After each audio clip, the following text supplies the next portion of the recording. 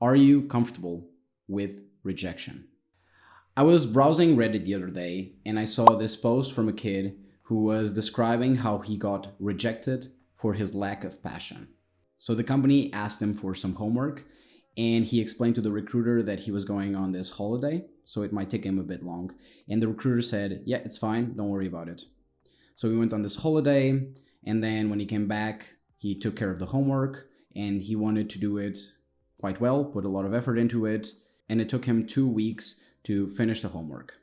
The reply that he got back from the company was that the exercise was relatively easy and he should have been done with it within 2 hours. And if it took him so long, then he clearly lacked passion, and so they would reject him for that. So I thought I'd share my experience because I've been rejected a lot. And I think being comfortable with rejection is a superpower. Think about it like this. In our hunter-gatherer days, the feeling of rejection served the purpose. If you got rejected from your tribe, and if you got kicked out of your tribe, that could mean your death. So the fear of rejection, to a degree, was keeping you alive. Nowadays, that fear is just keeping us from taking more shots. Shots that have the potential to massively improve our lives. And I can tell you that the rejections I've had in my life were definitely a net positive. They've made me richer, happier, and a more confident person. And in this video, I want to share with you 3 lessons I've learned from rejection. Hey guys, welcome back to my channel, Teaching Young Pedro. If you're new here, my name is Pedro, and I'm a senior engineering manager working in Germany. And on this channel, I want to teach you how to go from a small town developer to a senior engineering leader in big tech, just like I did, but hopefully with less mistakes and faster. So the first lesson I've learned is to have an abundance rather than a scarcity mindset. You see, the world is full of opportunity. For a developer, there are more jobs than people to do those jobs. So a while back, I got a rejection from a big tech company. A bunch of my friends got jobs there, and my ego was pretty hurt that I didn't manage to do it. When I got the first couple of interviews, they were very excited about me, and they were not sure if the position I applied for would be the best fit, but they had other positions that could be interesting fits. And when I had this interview with one person that could be my potential future manager, it went bad and they unceremoniously rejected me from the company. And my ego took it pretty hard.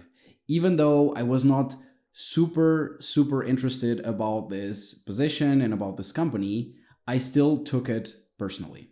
Not 3 weeks later, I had 3 other companies knocking on my door for an interview.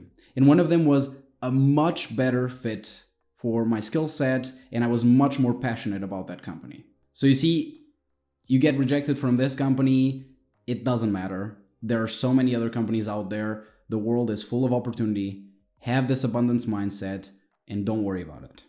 Now, this segues into my second lesson. We can't tell good news from bad news. Look at the example in the Reddit post. This kid probably dodged the bullet. If you look at what happened to him, the way that company answered him, it looks like a toxic place. Probably somewhere where he wouldn't be very happy, he wouldn't grow that much if it has that kind of people. Of course, one recruiter having that kind of behavior doesn't speak for the whole company, but it is a signal. Also, in my example from before, I got rejected from this first company, and then I tried out with another one where I got an offer that I accepted. I got a much better position that fits my passions much better, and the offer was much better than I would have gotten at the first company. I know this because my friends took a job at the first company, and we compared salaries, we compared conditions of the offer, and so on. So at the time, I felt like this was bad news. I felt bad about it, but it would actually probably have blocked me from looking at some other opportunities that were a better fit. So I was just too early to see that this was actually good news for me. So we can tell good news from bad news. And this is a powerful reframe. You should use this technique whenever something happens to you. Consider that it might be for the best. I'm going to give you a really off-topic example. So I was going to London for Easter, and I was coming from Germany, and I had a couple of friends that would meet me there and were coming from Portugal. And on the week that we were supposed to travel, they both got COVID.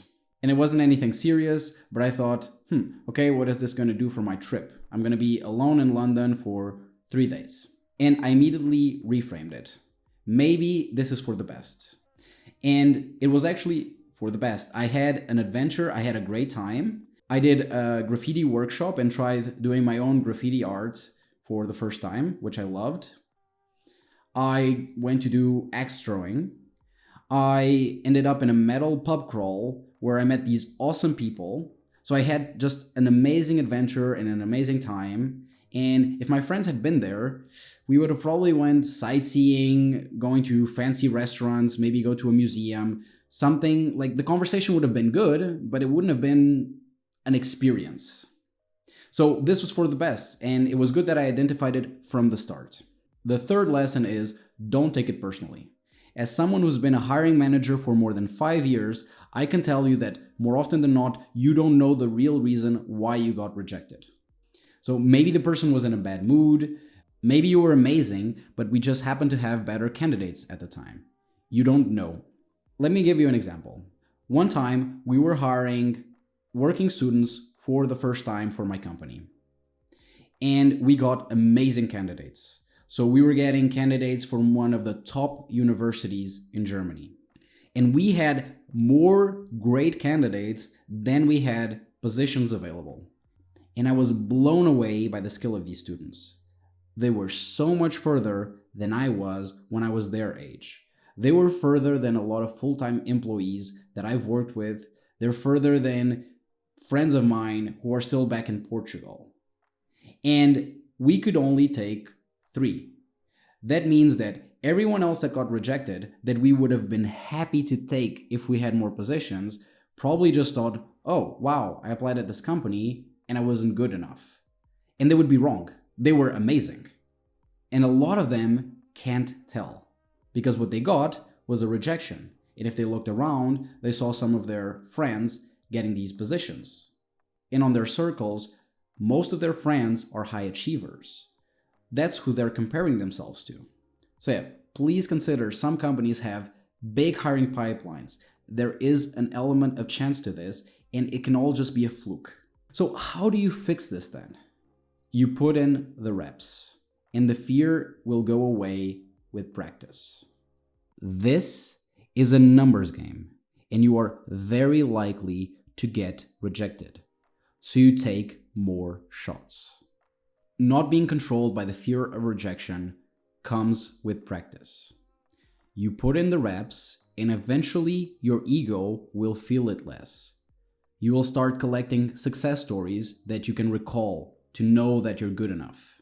When I started getting ready for interviewing again, after years of not interviewing, I was afraid.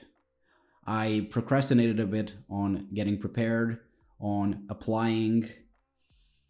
I was afraid that I would freeze in a coding interview with someone looking over my shoulder.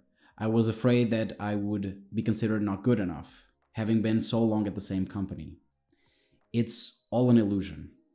Eventually, I got some failures, I got some losses, then I got some successes, and eventually, it just became business as usual, something that I can casually do.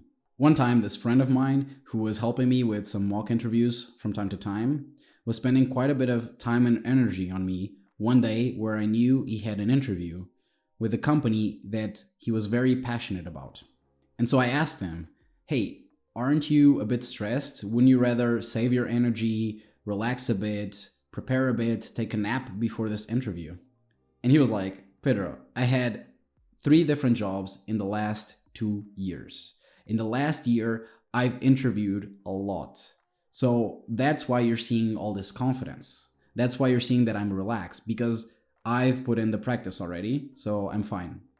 And that's the thing.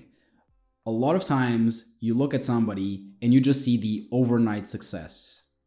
And what you don't see are all the reps, all the practice, all the blood, sweat, and tears that went into this. So we need to debunk this idea of the overnight success. Don't just see the result. Think of how the person got there. And when it comes to rejection, take the loss, milk it for all it's worth, learn all you can. If you have the chance to do an interview that you might be interested in, or you just want to practice because you're not confident, take it. And you'll become better before you know it, and you'll forget a time where this was hard for you. If you like this video, check my latest video here. If you have any thoughts on this, leave a comment. I reply to 100% of the comments. If you want to do me a little favor, if you took any value from this video, please hit the like button. It really helps with the YouTube algorithm. And if you're interested in content like this, subscribe. I publish videos like this all the time.